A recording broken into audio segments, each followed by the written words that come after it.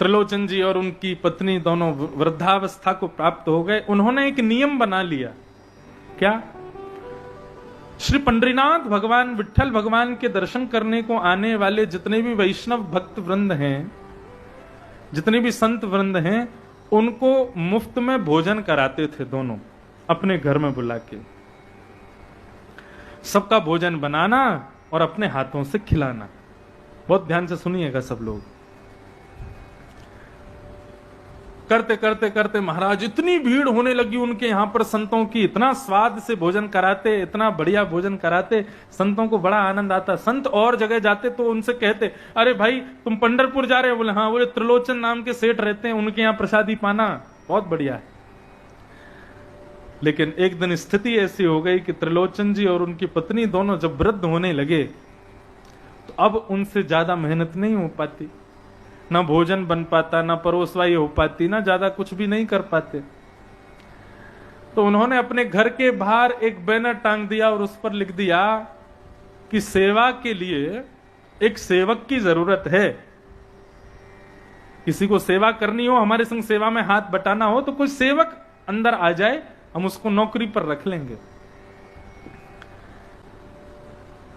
बंधुओं, घर की साफ सफाई के लिए, हमारे कमरों की साफ सफाई के लिए, हमारे वस्त्रों की साफ सफाई के लिए, हमारी गाड़ी धो दे आदि, इन सब के लिए यदि आपको सेवक चाहिए तो फिर तो कोई नौकर मिलेगा आपको।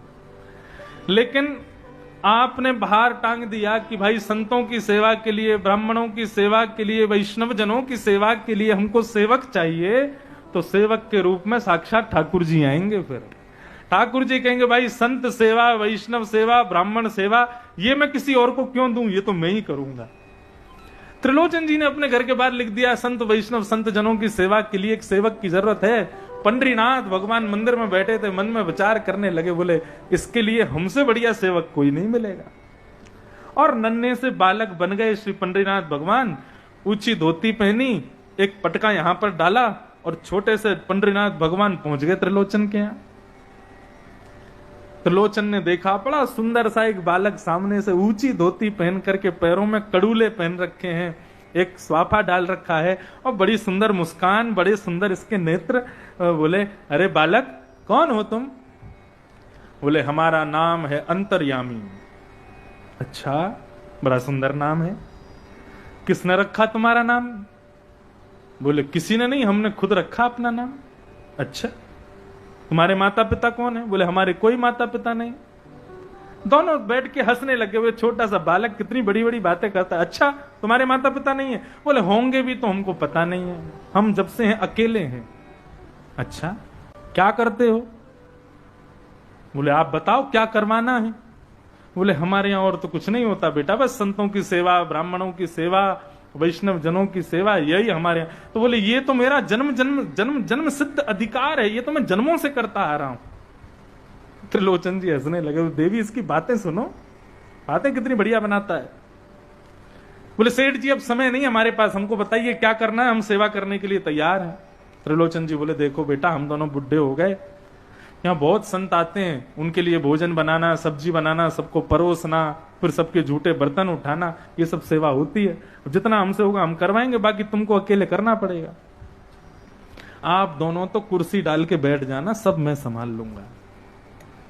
बोले अच्छा तुम अकेले कर लोगे? बोले हाँ। बोले अच्छा वेतन में क्या चाहिए? बोले वेतन ही सुन लीजिए मेरा, बस मुझे तनख्वाह में क्या चाहिए? बोले क्या चाहिए? बोले मैं अपने हाथ से सबको बना के खिलाता हूं लेकिन खुद नहीं खाता। जब मैं भोजन करने बैठूंगा तो मेरे लिए भोजन आप दोनों को बनाना पड़ेगा। त्रिलोचन जी हंसने लगे। बोले अरे इसमें कौन सी बड़ी बात, छोटा सा बालक 2 रोटी खाता होगा, बना दिया करेंगे मैं और आप मिलके। बोले हमें स्वीकार है बेटा, तू सबको खिलाना, हम तुझे खिलाया करेंगे। बोले दूसरी शर्त और सुन लो। बोले क्या? बोले मैं कितना भी खाऊं, कभी भूल करके भी ये मत कहना कि बहुत पेटू है, बहुत खाता है। मैं कितना भी खाऊं, कभी ऐसा मत कहना कि बहुत खाता है। यदि आपने ऐसा कहा बहुत खाता है, पेटू है, उसी दिन चला जाऊंगा। त्रिलोचन जी बोले अरे हम क्यों कहेंगे बेटा, छोटा सा तेरा पेट, इसमें 2 रोटी समा जाए तो बहुत बड़ी मानी हो, तू क्यों ऐसा सोचता हमेशा कहेंगे? बोले नहीं, बस मैंने 2 शर्तें अपनी रख दी, यही मेरी वेतन है, यही मेरी तनख्वाह है। त्रिलोचन जी बोले ठीक है बेटा, तू रह प्रेम से यहीं पे, प्रेम से बना। और दूसरे दिन से भगवान लगे महाराज, सुबह ही सुबह सब्जी चढ़ा दी उन्होंने, तो कढ़ाई पर बढ़िया सब्जी बनाई, आटा मान करके रोटियां बनाई। और जब तक त्रिलोचन जी और उनकी पत्नी उठ करके स्नान ध्यान करके आए, तब तक तो देखा रसोई घर में सब सामग्री तैयार।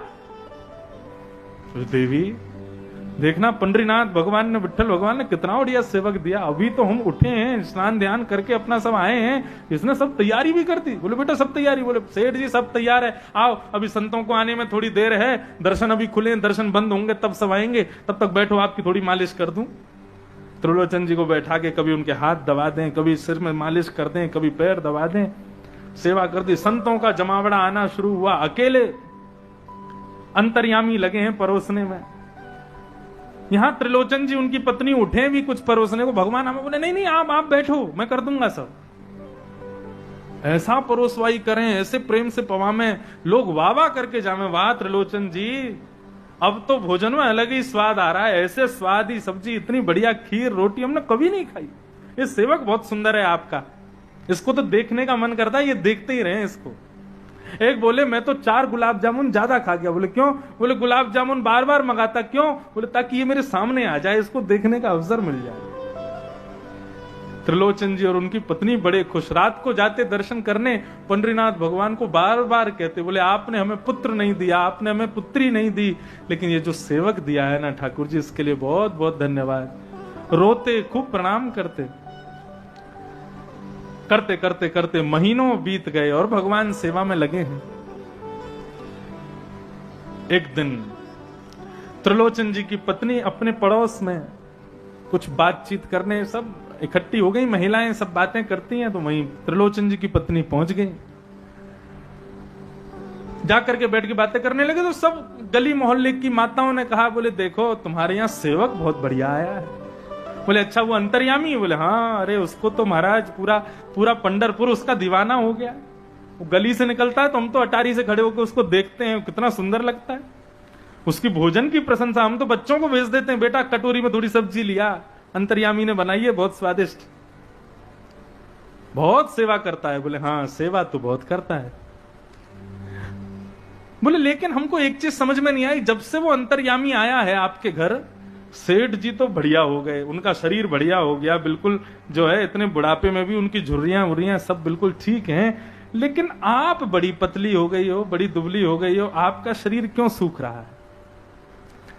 वो बोली अरे अब क्या बताऊं, संतों को खूब प्रेम से खिलाता है, खूब बढ़िया बनाता है, उसके बाद फिर त्रिलोचन जी की सेवा भी करता है, लेकिन उसकी एक कमी है। बोले क्या? बोले वो सबको खिलाता है लेकिन उसको मुझे खिलाना पड़ता है, वो अपने हाथ का बना नहीं खाता, इसलिए मुझे उसके लिए बनाना पड़ता है। तो सब बोली, हंसने लगी, बोले छोटा बालक है, 2 रोटी 4 रोटी खाता होगा। बोले 2 रोटी नहीं खाता वो तो, बोले ऐसे नाप के रोटियां खाता है, पेट है कि कुआं है कि समुद्र है कि नदी है, इतना खाता है, इतना खाता है, इतना खाता है, जाने कहां जाता है भोजन पता ही नहीं चलता।